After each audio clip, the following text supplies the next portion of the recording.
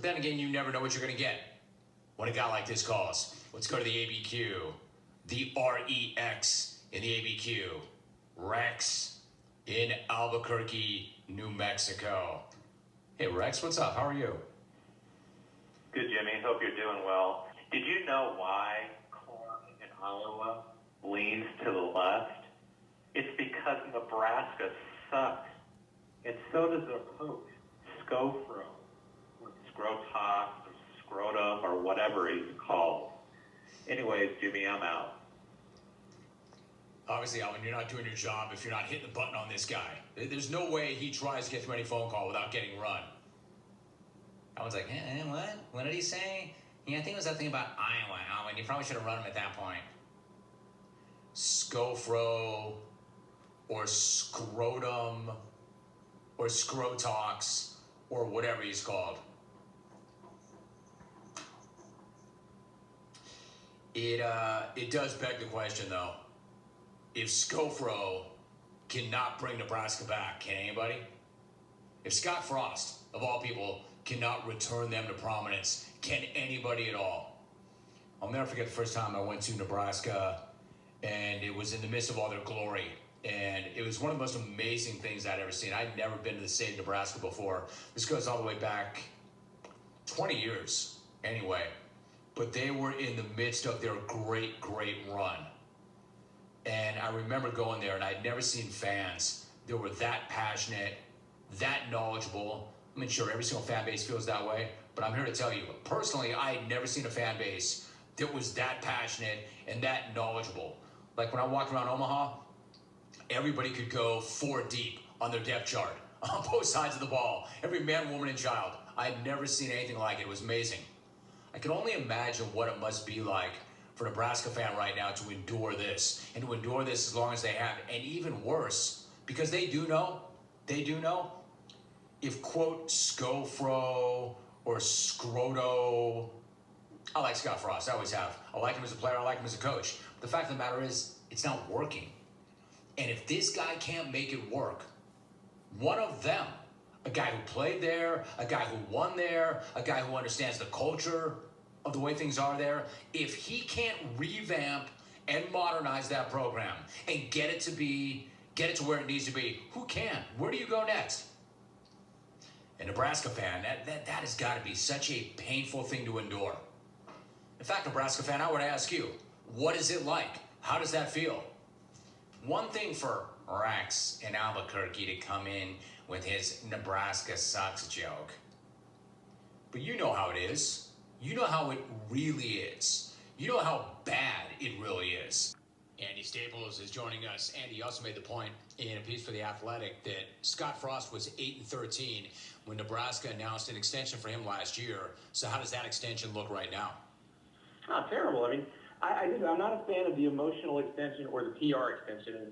In the case of Frost, it was, hey, recruits, we're behind this guy. He's our guy.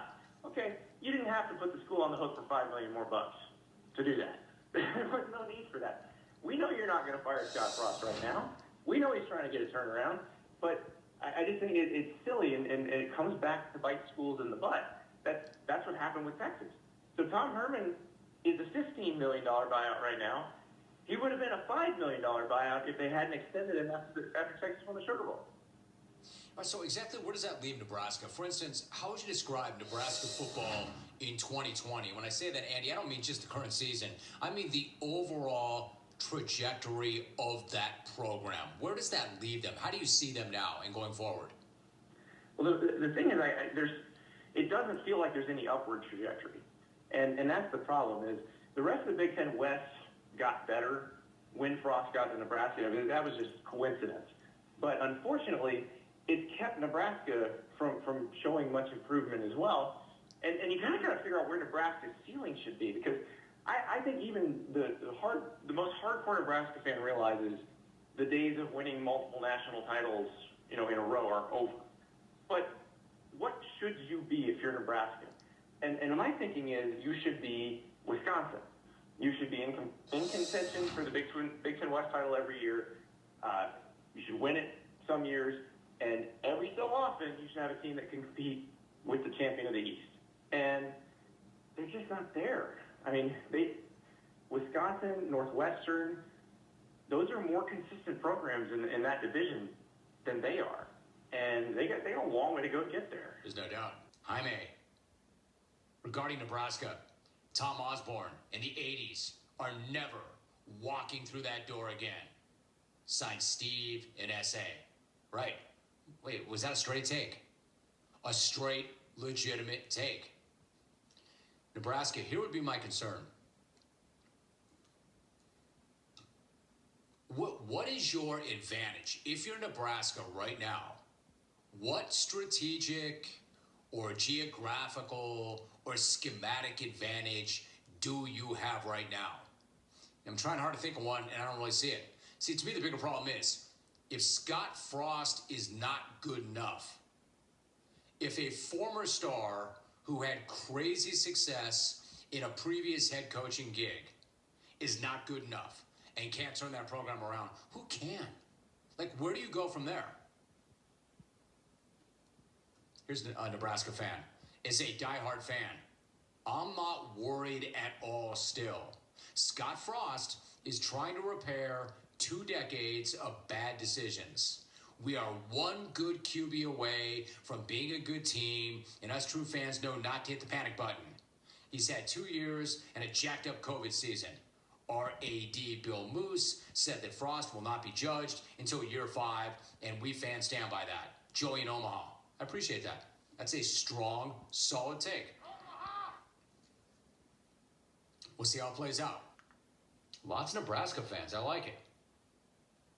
Romy, when someone has watched their beloved college football team go from a blue blood program stockpiling conference and national titles to a perennial loser so pathetic that Rex in the ABQ is referring to your head coach as scrotum, is it really necessary to ask that person how they feel? There's not enough booze, Prozac, ibuprofen, and ice in the world to numb the pain. War returning to 1997 and convincing Tom Osborne that his family doesn't want to spend more time with him because he is boring as hell. John and Lincoln. All right, another honest answer. I like that. You got one Nebraska fan saying, man, we're not going to panic. We have a plan. We're working the plan. It's year 2. We're in a COVID year. Scofro is fine.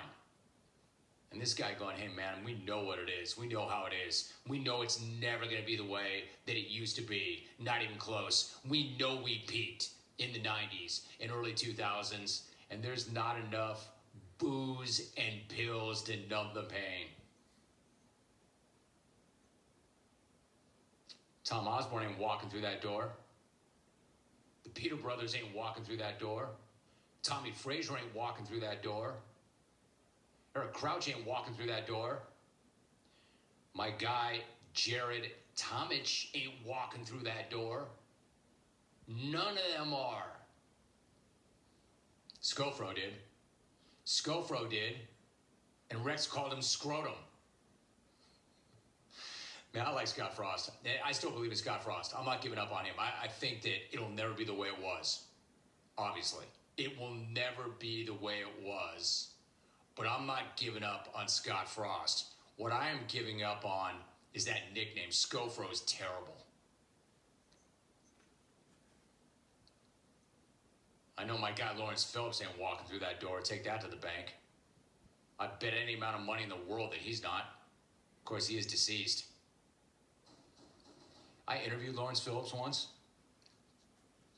That was an intimidating interview. I've had some intimidating interviews. That was an intimidating interview. And that was long before we knew what we knew. But that was still an intimidating interview. Yeah, but back to Scofro. Any nickname that can easily be turned into scrotum is not a good nickname. And it's not his fault. I'm sure Scott Frost didn't show up and say, hey, are these things on? Are those cameras on? Is that on? Yeah. Everybody, you call me Scofro from now on. I guarantee Scott Frost didn't do that. Some honk dropped that on him without thinking it through. Because if you had thought that through, you would have thought that Scofro could easily be extended into scrotum. It's not something you want.